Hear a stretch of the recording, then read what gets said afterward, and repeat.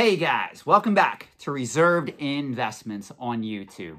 To be fair, I'm actually wondering how best to present this particular video to you guys because you guys know that I'm a huge fan of Harry Rinker.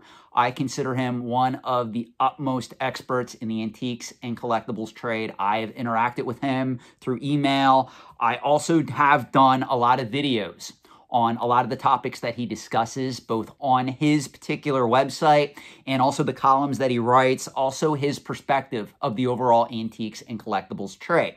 Now, I do know he has his fair share of critics out there. I know some of you guys, you don't like people like me, you don't like people like Harry Rinker, because you guys think that people like us who comment on how these markets actually work are, from your perspective, quite negative on the trade overall, and I get that.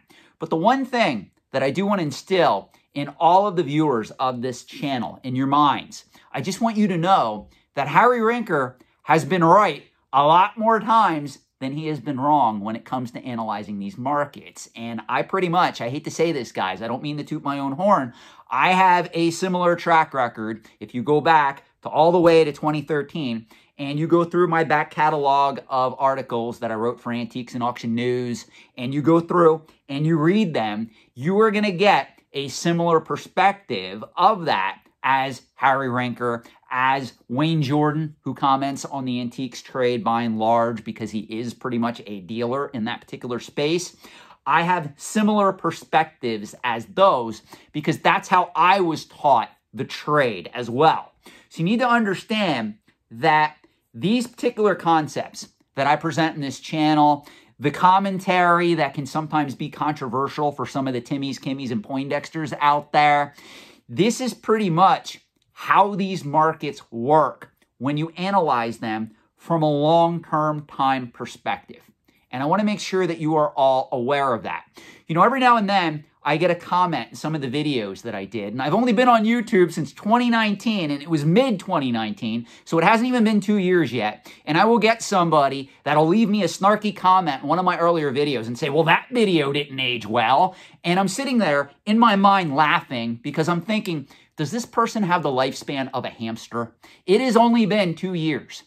Speculative bubbles in the antiques and collectibles trade in some cases can last decades. Now, I know what you're going to say. Well, Sean, that doesn't pertain to me then because I'm planning to will this stuff to my kids, or I'm planning to cash out 20 years from now. So maybe the speculative bubble that is still going on now is still going to be going on strong then.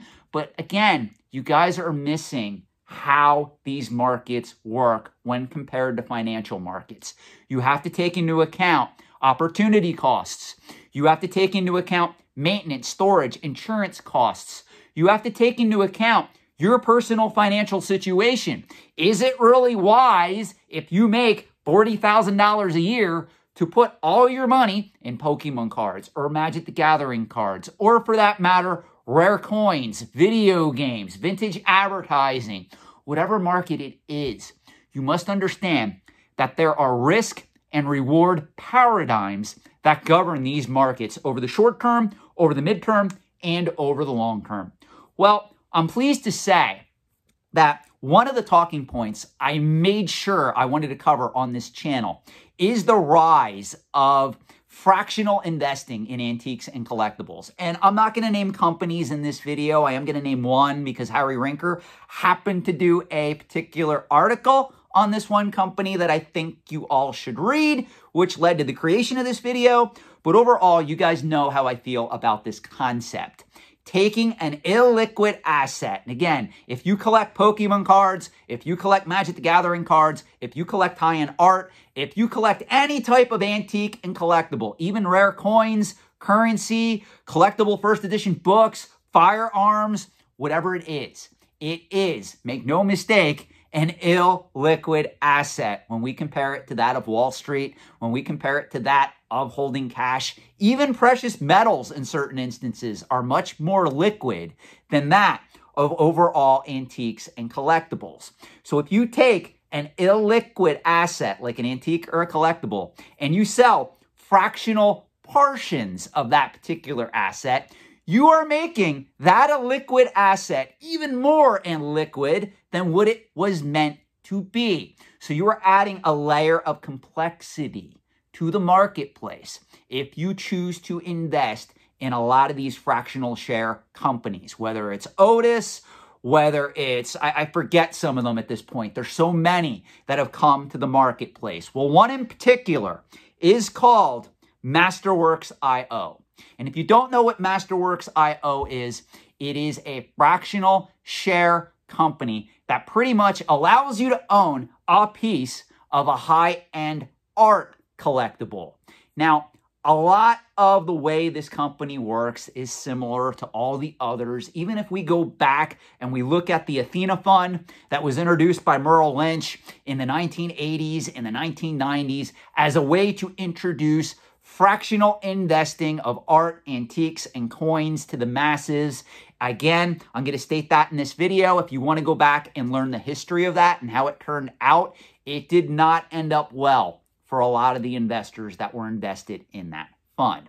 Well, Masterworks.io touts its particular website and its process as a complete platform for investing in art.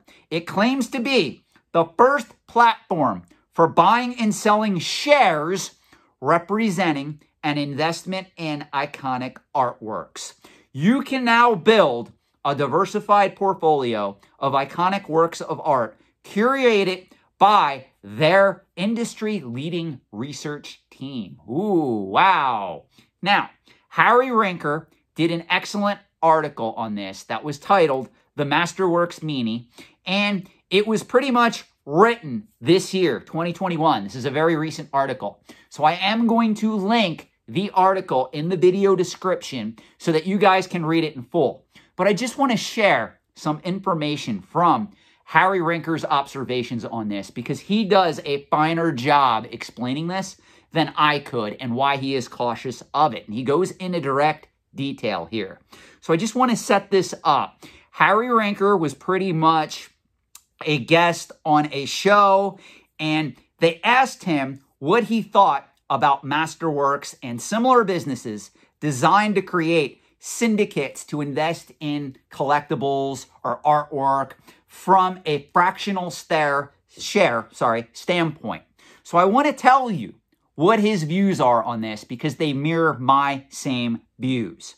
Harry Rinker goes on to state, the justification for investing in this is, according to Art Price, blue chip art has outperformed the S&P 500 index fund by 180% from the year 2000 to the year 2018. So you already know Harry Rinker has done his homework on this.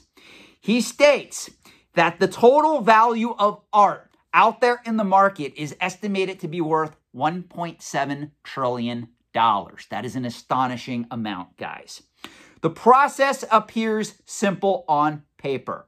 The research team identifies a below-value piece of art for sale, purchase it, creates an offering circular that is filed with the Securities and Exchange Commission, holds the art for 3 to 10 years, and then sells. After Masterworks.io fees are deducted, investors will receive their pro rata proceeds.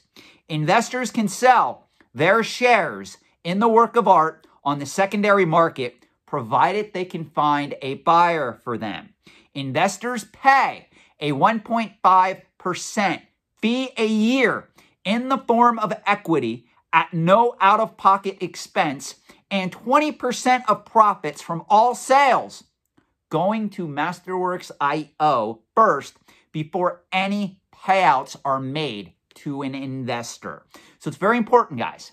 The fees that you are going to pay to enter into any type of business like this are astronomical when you compare them to a low-cost index fund or even, I'm going to say it, real estate investing at this point. If you're playing in this market, the amount of fees that you are going to pay over time are going to add up substantially. Management fees cover professional storage, insurance, administrative costs, regulatory filings, and annual appraisals. Now, Harry Rinker goes on to state, and again, I am quoting from him directly here, there is an old adage, if it sounds too good to be true, it probably is. Although carefully worded, the masterwork hype sales pitch on its website takes a how can you possibly lose approach. The answer is the investor can lose and will lose more often than not. I agree 100% with that. Now, this is where Harry Rinker does his research, and this is what I like about the guy. If you remember, up above, I stated, quoting from Harry Rinker, according to Art Price, blue chip art has outperformed the S&P 500 index fund by 180% from the year 2000 to 2018. Now, that sounds phenomenal on paper. But now, let's listen to what Mr. Rinker says about this. The concept that there is blue chip art is a fallacy. I learned early in my career that there is no crystal ball or human skill for that matter that allows anyone to accurately predict the long-term value of art, decorative arts, antiques, and that of collectibles. Every object has an upper limit. Let me repeat that to all the people sitting out there that want to argue with me. Sean, it's going to go to the moon. You don't understand. People 100 years from now are going to be paying $85 million for my copy of Incredible Hulk 181 in CGC 9.4. Let me repeat this again because this is a core concept that I present on this channel. Every object has an upper limit. When that limit is reached, the winners are all the owners who sold along the way. Now, what does that statement state to you from what I teach on this channel? Let me repeat it once more. The winners are all the owners who sold along the way. They are not the greater fools kept holding these particular objects thinking they're going to go even higher. The loser is the individual that paid the highest price and is unable to now sell at any price near that which they have paid. There are no fixed values of art, decorative arts, antiques, and or collectibles. And I'm sorry, Mr. Timmy S. Poindexter Jr. out there, who is a top speculator. This also applies to your Pokemon cards, your Magic the Gathering cards, your vintage video games, your comic books, your toys, even rare coins. There is no way around this principle. Value is directly related to time, place, and the current economic marketplace. Now let's tie this back to a concept that I've been teaching on this channel about inflation hedges when we look at antiques and collectibles. Notice Harry Rinker states directly in this piece that value is directly related to time, place, and the current economic marketplace. So do you really think it's wise to pay $21,000+ for an Incredible Hulk 181 in CGC 9.4 condition in the year 2021 when literally 5-6 months ago you could have got that same book for 10 grand? Let me read this once more for the Timmies, and I'm sorry for the people that watch my videos and don't like me to repeat like this. I just got to state it. Value is directly related to time, place, and the current economic marketplace. Further, value is associated with individual pieces, not groups of related objects. There are two truths that need to be considered. First, numbers can be made to lie or manipulated to prove any point one cares to make. That is 100% true, market manipulators. You know this, and I know some of you watch this channel on a regular basis. More often than not, they are. Second, today's numbers are not tomorrow's numbers. Do you guys understand the weight of that statement alone? Meaning just because you're paying a record price for a collectible, an antique, a piece of art in the year 2021 does not mean that price is going to go exponentially higher over the coming years down the line in the future. There's no such thing as a crystal ball. Grouping blocks of art, decorative arts, antiques, or collectibles is the quickest method to achieve false data. Each object stands alone, no matter whether it is one of a kind or mass-produced. The Masterworks website claims that Andy Warhol's art has appreciated 12.17%, Keith Haring's art at 12.60%, and Mark Rothko's art at 13%. The site notes the percentages are based on historical appreciation as defined as the median annualized appreciation rate across paintings, unless otherwise noted, that have sold at least twice at public auction by a given artist. Again, this sounds too good. What about examples that were offered for sale but did not sell because they did not meet reserve, that were sold once for far less than the pre-sale estimate but never reported, or pieces that were privately traded for lower prices? Almost all of the artists touted by Masterworks.io are mid-20th century or later artists. Have these artists proven their ability to stand the test of time? What Harry Rinker is doing here is he is brilliantly analyzing the modern era contemporary art market, and he is applying the same logic to it that I apply to the comic book marketplace when I tell you guys, is Superman, Batman, and Spider-Man still going to be as relevant as they are in the year 2061 as they are in the year 2021? And will collectors still covet those particular comic books and want to pay a premium for them 40 years into the future? This is what Harry Rinker is doing, except on a different scale. He is comparing the same logic to that of the high-end art market, specifically the contemporary art market. Masterworks will argue that they are taking a short-term rather than a long-term approach.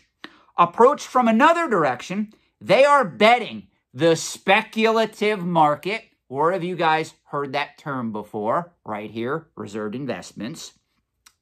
Again, they are betting the speculative market for these artists will continue to grow. Time has shown that such an approach is extremely risky. Almost 2 decades have passed since Sotheby's launched its Art Index, an art reporting system designed to track the economic growth of the value of artwork by a specific artist. And in case you guys are aware, a lot of high-end auction companies utilize certain indexes, much like an S&P 500 index that works in the financial markets, to track the value of certain pieces of art, certain collectibles, and certain antiques. And most of that data, I'm going to say it, is and has been manipulated. So please keep that in mind. The index that Sotheby's launched for its art index, lasted for less than 5 years. This is 100% true. It disappeared when the numbers turned south for the works of a great many of the artists on the list. Sotheby's had no interest in informing individuals that art had the potential and still has the potential to be a bad investment. Again, no antique, no collectible, no piece of art is immune from these trends, from these concepts that I teach on this channel, that I write about in the articles that I produce, that Harry Rinker talks about, that Wayne Jordan talks about. Even Mike Wolfe with Antique Archaeology gave an excellent interview, and I am trying to dig up the interview. I forget where I read it, where he talked about certain trends and how certain items that are once considered blue chips are now starting to die. And a lot of younger collectors are no longer flocking to those items. And he did it in such a way, it was eloquently stated. And I am dying to find that article. I have Googled everything on that guy, and I still cannot find it. I'm ready to call up Antique Archaeology and see if they can provide me a copy of the interview, because I would love to go over that in one of my videos, because it was excellently worded. Now, I am going to leave this for you guys to read. This is an excellent in-depth article that will take you inside the real antiques and collectibles trade. It's not full of hype. It's not created by any of these market manipulators who are telling you, hey, Buy these 5 comic books. Buy these 5 Marvel Universe trading cards. Buy these 5 rare coins. Buy these 5 rare pieces of art. This is from a true master in the trade. I'm going to link this article in the description below. Please take the time, if you watch this full video, to read this article and let me know your thoughts in the comment section below. Again, guys, the concept of a blue chip antique or collectible that lasts generation after generation after generation is few and far between. And I know a lot of you speculators out there are hoping you are going to find something like that.